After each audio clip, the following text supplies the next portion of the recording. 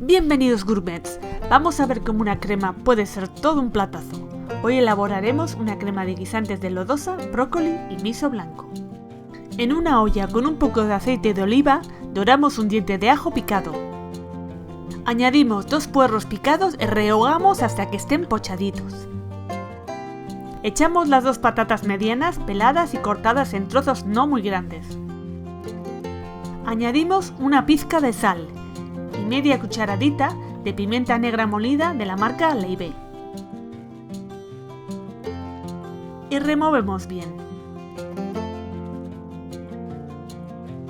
Vertemos 600 ml de caldo de verduras y 80 ml de nata para cocinar.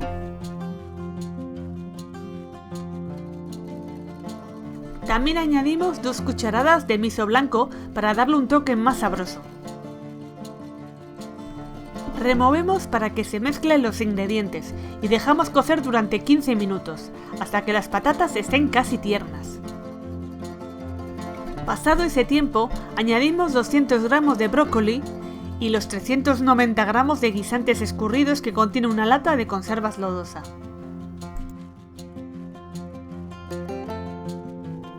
Removemos y dejamos cocer otros 10 minutos. Las patatas deben estar tiernas y el brócoli en su punto.